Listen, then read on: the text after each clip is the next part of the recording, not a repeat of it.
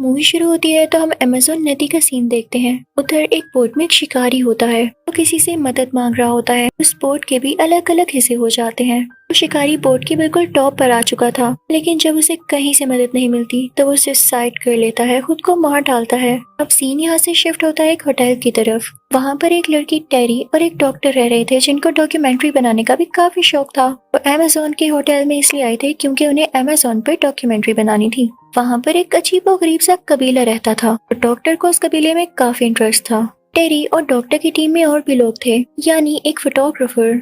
ये सब लोग उसको अपनी बोट में ले आते हैं तो ये बताता है कि मैं अमेज़न में सांप ढूंढकर उनको बेचता हूँ। ये लोग भी बताते हैं कि हम एक कबीले को ढूंढने जा रहे हैं। तो ये आदमी कहता है कि मैं जानता हूँ उस कबीले को, मैं आपको वहाँ तक गाइड कर सकता हूँ। अब ये सब लोग उसे गाइड के तौर पर भी रख लेते हैं। काफी खुश थे कि चलो हमें उस कबीले तक ले जाने वाला कोई तो आया, वरना हम भटकते ही रहते। वो गाइड उनसे ये कहता है कि मैं आपको ऐसे रास्ते से लेकर जाऊंगा जहाँ से आप जल्दी पहुँच सकते हैं। वहाँ जाने का मुझे भी फायदा होगा क्योंकि वहाँ पे काफी ज्यादा सांप होते हैं, लेकिन उनमें जहर नहीं होता, वो आपको कुछ नहीं कहेंगे। वो लोग आगे बढ़ने लगते हैं, लेकिन तभी उनमें से एक आदमी नीचे पानी में गिर जाता है। ना वो स्विम कर पा रहा था और ना ही सांस ले पा रहा था। वो लोग जैसे तैसे करके उसको बचाते हैं और बोट के ऊपर खींचते हैं। उसके मुंह में कोई वियर्ड सा कीड़ा था, वो अपने मुंह से सांस नहीं ले पा रहा था, तो उसके गले में एक होल किया जाता है ताकि कम से कम उसे सांस तो आए। वो सब सोचने लगते हैं कि इसकी इतनी बुरी हालत है, हम वापस भी नहीं जा सकते क्योंकि वो कबीला हमारे बहुत नजदीक है। सारे लोग सोचते हैं कि कबीले वालों के पास कोई तो हल होगा, फिर वो भी बीमार होते होंगे, उनको ठीक करना आता होगा अपने लोगों को। इसी के साथ वो आगे बढ़ने लगते हैं, लेकिन देखते हैं कि उनके सामने बहुत बड़ी हर्डल है,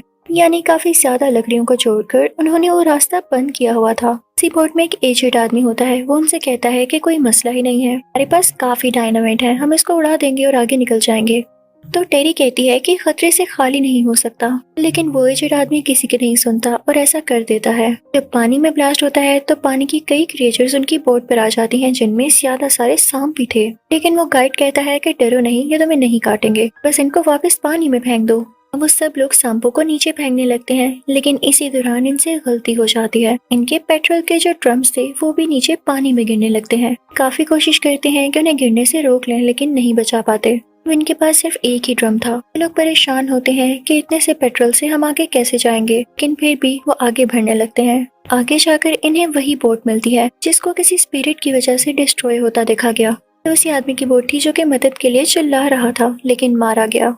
ये सब लोग उसकी बोट से काफी सामान उठा लेते हैं। अब जो आदमी इनकी बोट को चला रहा था वो भी बोट की तरफ बढ़ता है, लेकिन रास्ते में पानी में से एक बहुत बड़ा एनाकोंडा बाहर आता है। वो उस आदमी की बॉडी के गिर्द लिपट जाता है, उसकी हड्डियां तक तोड़ देता है। उसने इतनी जोर से उसको पकड़ रखा था कि वो आदमी चिल्ला भी नहीं पा रहा था। देखते ही देखते वो एनाकोंडा उस आदमी को मार डालता है। यहाँ ये सारे लोग उस आदमी का इंतजार करने लगते हैं, क्योंकि ये तो जानते ही नहीं थे कि उसका क्या हाल हुआ। वो एजेड आदमी काफी मीन होता है, वो कहता है कि हम आगे निकलते हैं, मैंने सुना है यहाँ पर एनाकोंडास भी होते हैं, उन्हें पकड़ेंगे, उन्हें बेचेंगे, काफी पैसे कमाएंगे। हम ऐसे ही रुके रहे तो फिर बस हो गया हमारा काम। तो टेरी कहती है कि रुक जाएं, एक दिन तो इंतजार कर लें।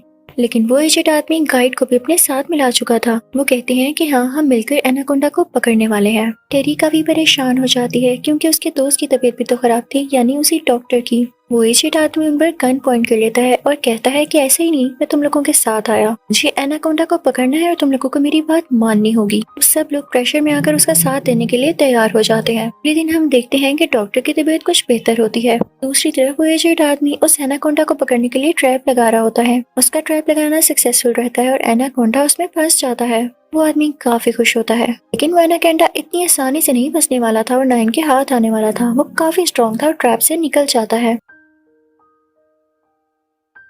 वो बोट में आकर सब पर अटैक करने लगता है। वो एजेड आदमी उस पर शूट करके उसे बेहोश करने की कोशिश कर रहा होता है, लेकिन नाकाम रहता है। टेरी एनाकोंडा को शूट करने वाली होती है, लेकिन वो एजेड आदमी उसे रोक लेता है और कहता है कि मुझे जिंदा एनाकोंडा चाहिए, ना पैसे खाक आएंगे। अब जो सब लोगों को डर था वही हुआ। एनाकोंडा गुस्से से पागल हो चुका था। वो उस गाइड को भी पकड़ लेता है और उसकी बॉडी को तोड़ के रख देता है। यहाँ पर वो गाइड भी मारा जा चुका था। एजेड आदमी सब पे दोबारा से गन पॉइंट कर लेता है और कहता है कि बस मेरी बात सुनते जाओ, ना मैं खुद तुम लोगों को मार डालूंगा या कम से कम एनाकोंडा को ही फीड कर दूंगा। टेरी को एक आइडिया आता है, वो उसे बातों में लगाती है। पीछे से वो रिपोर्टर उसके सर पर अटैक कर देता है, जिससे वो बेहोश हो जाता है। जब उसको होश आता है तो उसके हाथ बंधे होते हैं। रास्ते में वो चलते चलते रुक जाती है। सब लोग बोट से नीचे उतरने लगते हैं ताकि कोई मदद ढूंढ सके, लेकिन बोट में वो एजेड आदमी अभी भी होता है क्योंकि वो बंधा हुआ था। साथ वहाँ पर एक लड़की भी होती है जो कि नाइफ लेके उस आदमी के पास जाती है ताकि उसे मार दे, क्योंकि उसी की वजह से ये सारी प्रॉब्लम्स आई थी। लेकिन वो आदमी इतना बदतमीज और चालाक था कि उसे टांग मारकर उसका गला दबा देता है। जो नाइफ उस लड़की के पास थी वो उससे अपनी रस्सी भी खोल लेता है और आजाद हो जाता है, फ्री हो जाता है। दूसरी तरफ पानी में टेरी और फोटोग्राफर साथ होते हैं, लेकिन तभी एनाकोंडा वहां आकर उन पर अटैक करने वाला होता है तो वो फौरन से बोट पर चढ़ जाते हैं। जब वो लोग ऊपर आकर एनाकोंडा को मारने वाले होते हैं तो वो एजेड आदमी उन्हें फिर से रोक लेता है। तभी बेचारा फोटोग्राफर पानी में ही गिर जाता है। एनाकोंडा उसकी बॉडी के गिर्द लिपटने लगता है और उसे मारने वाला होता है, लेकिन तभी टेरी एनाकोंडा को शूट कर देती है। वो उसे कई बार शूट करती है और अब फाइनली एनाकोंडा मर चुका था।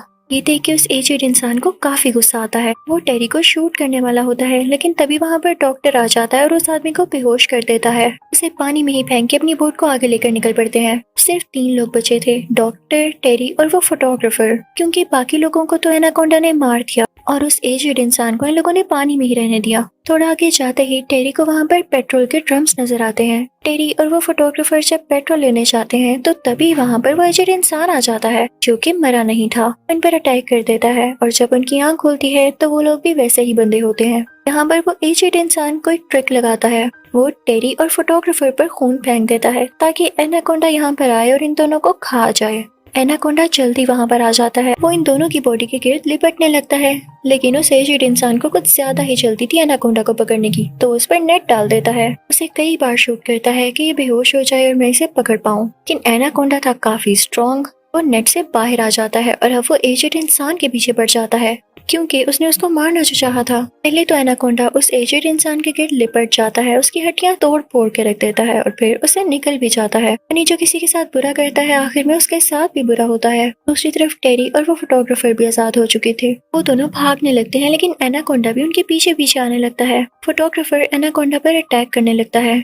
दूसरी तरफ टेरी सीढ़ियां चढ़ के उस जगह के बिल्कुल ऊपर पहुंच चुकी थी। फोटोग्राफर ने एनाकोंडा को आग पेट्रोल फेंक कर लगाई। इसकी वजह से उस जगह में आग फैल जाती है और ब्लास्ट कर जाती है वो जगह। टेरी और एनाकोंडा दोनों पानी में जाकर गिरते हैं। वो एनाकोंडा अभी भी जल रहा था क्योंकि उस पर काफी ज्यादा पेट्रोल लगाने के बाद आग लगाई गई। वो टेरी पर दोबारा से अटैक करने लगता है, लेकिन फोटोग्राफर उसके सर में एक्स मार देता है और वो एनाकोंडा पानी में चला जाता है। ये लोग बोट में वापस जाते हैं। तक डॉक्टर की हालत भी काफी बेहतर हो चुकी थी और ये तीनों उसी कबीले की तरफ बढ़ते हैं जहाँ पर वो अपनी डॉक्यूमेंट्री बनाते हैं जिस काम के लिए वो बेसिकली आए थे। इसी के साथ एनाकोंडा पार्ट 1 यही एंड होता है। अब मैं आपको एक्सप्लेन करूंगी एनाकोंडा पार्ट 2।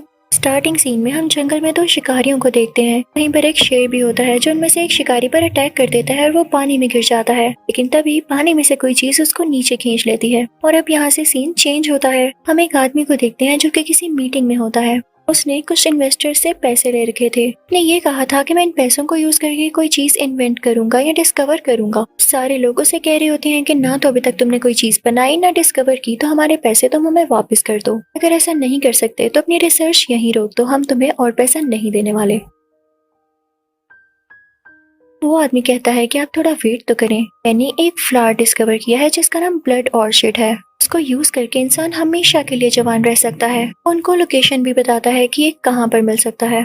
ये जगह एक आइलैंड था और ये लोग वहाँ जाने के लिए निकल पड़ते हैं। उस रिसर्चर की एक असिस्टेंट भी थी जिसका नाम सैम था। लोगों को बताया जाता है कि मौसम काफी खराब होने वाला है, तो हमारी बोट इतनी एडवांस नहीं कि वहाँ तक इस बारिश में जा सके। तो वो एक लड़के बिल से कांटेक्ट करते हैं जिसकी बोट काफी अच्छी थी और वही इन लोगों को वहाँ तक लेकर आसानी से जा सकता था। बिल इनको वहाँ तक पहुँचाने के लिए काफी ज्यादा पैसे लेता है, लेकिन अब उस रिसर्चर को जैसे भी करके वो ब्लड ऑर्चिड फ्लावर लाना ही था। तो वो मान जाता है और अपनी टीम के कुछ लोग लेके वहाँ के लिए निकल पड़ते हैं। ये सब जैसे ही रात होती है तो बारिश का तूफान बढ़ने लगता है। बिल काफी परेशान हो जाता है और वो जाकर उन लोगों से बात करता है। वो कहता है कि इस मौसम में हम कैसे आगे बढ़े। तो उस रिसर्चर का आदमी उसे कहता है कि तुम और पैसे ले लो क्योंकि हम अब पीछे नहीं जा सकते, तुम जैसे तैसे करके हमें वहाँ पर पहुँचा दो।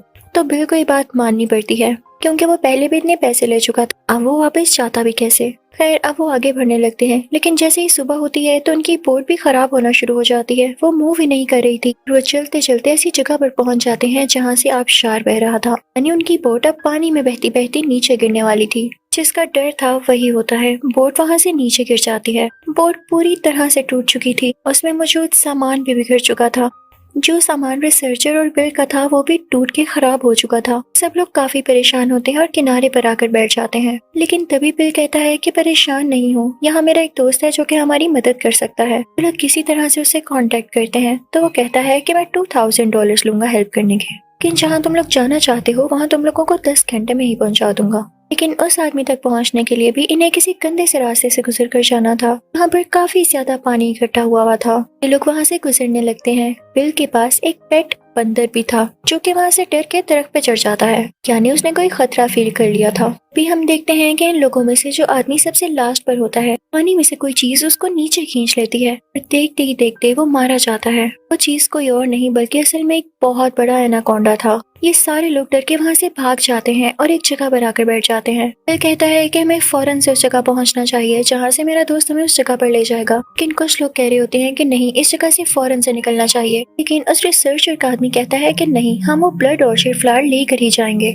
वो लोग आगे बढ़ने लगते हैं तो तभी बिल नोटिस करता है कि किसी आदमी की बैक यानी कमर पे कोई कीड़े हैं। वो इनफैक्ट लीचीज थी जो कि उसका खून पी रही थी। बिल उन लीचीज को उसके जिस्म से अलहदा करता है। जब वो आदमी अपने शूज वापस पहनने लगता है तो उनमें कोई स्पाइडर होता है। तो बिल का साथी उसे बताता है कि अगर मैं टाइम पर ना देखता तो ये स्पाइडर तुम्हें काट लेता और तुम मर चुके होते। रिसर्चर का साथी उसे अपने साथ रख लेता है किसी एक्सपेरिमेंट के लिए और लोगों को दिखाने के लिए कि देखो मैं पॉइजनस स्पाइडर लाया हूँ। में सीन दूसरी तरफ का दिखाया जाता है, यानी वो आदमी जो बिल का दोस्त था और इन लोगों को वहां तक पहुंचाने के लिए मदद करने वाला था, को पानी से कुछ आवाज आने लगती है। वो देखता है तो वहाँ एनाकोंडा होता है। वो बिल के दोस्त को पूरी तरह से मार देता है और उसकी बोट भी तबाह हो जाती है। उसकी बोट तबाह होने से एक बहुत बड़ा ब्लास्ट होता है। बिल वहाँ से उठता हुआ धुआं देख लेता है और वो समझ जाता है कि क्या हुआ। जब वो सारे लोग उधर पहुँचते हैं तो बोट तबाह हुई भी होती है और बिल का दोस्त भी मारा जा चुका था, यानी उनकी लास्ट होप भी अब खत्म हो चुकी थी। ये लोग उस तबाह हुई भी बोट में से कुछ जरूरी सामान उठा लेते हैं जो कि कुछ ठीक था। फिर ये लोग आगे बढ़ने लगते हैं। बिल का साथी इन्हें बताता है कि आगे जाकर एक कबीला है, हो सकता है कि वो हमारी कुछ मदद कर सकें। लेकिन वहाँ पर पहुँचते ही इन्हें कोई भी नहीं दिखाई देता। वहाँ पर बस एक मरा हुआ एनाकोंडा था।